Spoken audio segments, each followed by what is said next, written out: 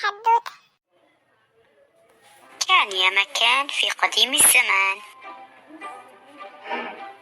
كان هناك زرافة طويلة جدا، لدرجة أنها عندما كانت تجوع كان بإمكانها أن تأكل الأوراق من أعلى أغصان الأشجار بكل سهولة.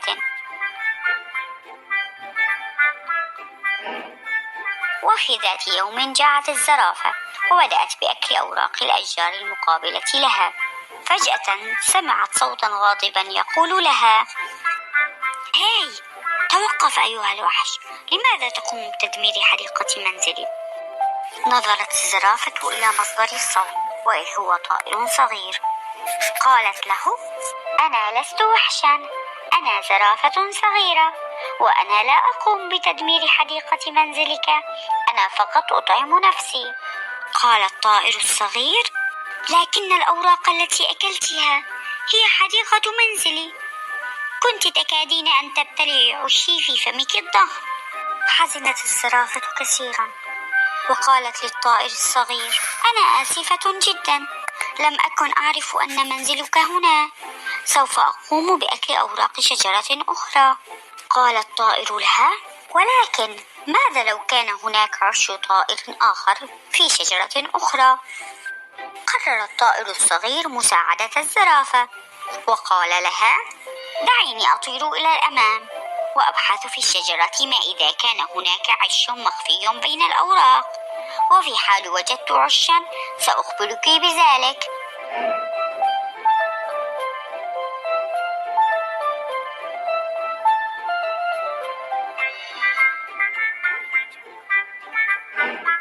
وهكذا أصبح الطائر والزرافة صديقان، وبدأ الطائر الصغير بإخبار الزرافة عن أماكن الأشجار الخالية من أعشاش الطيور لتتغذى عليها، وبدأت الزرافة تأكل وتأكل من الأوراق حتى شبعت، وإذا وجدت يرقات على الأوراق كانت تخبر الطائر الصغير.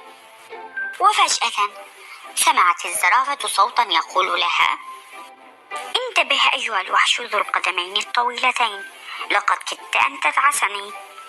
انحنت الزرافة ناظرة باتجاه الصوت، وإذ هو أرنب صغير، ولأن عين الزرافة كانت دائما تنظر إلى الأشجار لم تستطع رؤية الأرنب.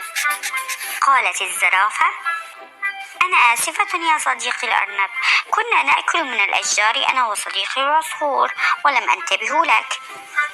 شعر الأرنب بالفضول وقال لها: أنا قصير جدا، حتى عندما أكبر وأصبح أرنبا ضخما لن يكون طولي بحجم الشجرة، لكنني دائما أتساءل كيف يبدو العالم من قمم الأشجار.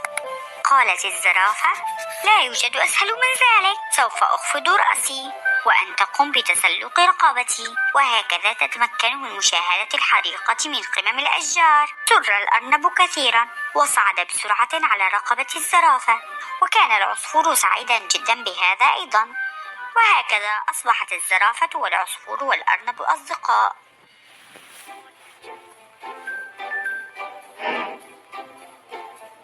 ولعبوا سويا حتى غياب الشمس.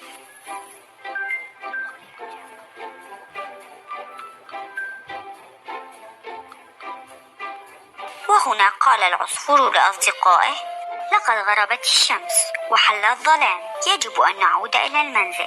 قالت الزرافة على الفور: أوه، لا تهتم، هناك الكثير من الوقت لحلول الليل، وأنا لا أحب النوم على أي حال، لنبقى هنا ونلعب طوال المساء.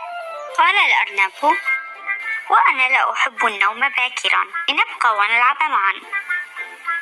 كان العصفور قلقا جدا لأنه سيتأخر في العودة إلى المنزل، ولكنه وافق على البقاء معهم. انغمس الأصدقاء في اللعب ومضى الوقت سريعا، لدرجة أن الشمس قد اختفت وحل الظلام. صاح العصفور قائلا: أنا أشعر بالنعاس جدا، سوف أذهب إلى المنزل، إلى اللقاء أصدقائي. رف بأجنحته وعاد إلى المنزل. ثم قال الأرنب: وأنا أريد الذهاب إلى النوم أيضا، وداعا يا صديقتي الزرافة، أراك غدا، إلى اللقاء. قفز الأرنب مسرعا ومن ثم اختفى من الأرجاء. هنا بقيت الزرافة ثم قال الأرنب: وأنا أريد الذهاب إلى النوم أيضا. وداعا يا صديقتي الزرافة، أراك غدا، إلى اللقاء. قفز الأرنب مسرعا ومن ثم اختفى من الأرجاء. هنا بقيت الزرافة بمفردها في الغابة لأنها كانت تفضل اللعب عن النوم. نظرت إلى يمينها ثم إلى يسارها ولم ترى أي أحد لتلعب معه. الجميع كان قد نام والظلام بدأ يسود الغابة حتى أن أصبحت تجد صعوبة في رؤية الأشجار والزهور والحجارة. وبعد فترة قصيرة شعرت الزرافة بالملل وبدأت تشعر بالنعاس أيضا. فتحت فمها على مصراعيه وبدأت بالتثاؤب. أرادت أن تكون في سريرها الدافئ لكنها لا تستطيع الطيران مثل الطيور أو القفز مثل الأرانب، ذلك بسبب طولها. كان عليها أن تمشي ببطء شديد لتتجنب الاصطدام في الأشجار في الظلام. مشت ومشت، ذهبت وذهبت، لكنها لم تستطع الوصول إلى منزلها. كانت الزرافة متعبة جدا وتشعر بالنعاس، وفي طريق عودتها إلى المنزل دخلت في نوم عميق على العشب الرطب. نامت بعمق كبير لأنها كانت تلعب طوال اليوم. في صباح اليوم التالي استيقظت الزرافة على ضوء الشمس الساطع لكنها لم تستطع الحركة. كانت تشعر بالألم في جميع أنحاء جسمها بسبب نومها في الطقس البارد طوال الليل. بعد ذلك اليوم مرضت الزرافة لعدة أيام ولم تستطع الخروج من المنزل للعب مع أصدقائها.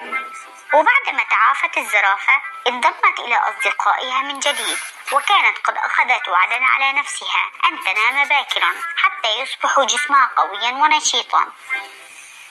وهكذا يا أصدقائي تعلمنا سويا أن النوم شيء مهم جدا لراحة أجسادنا.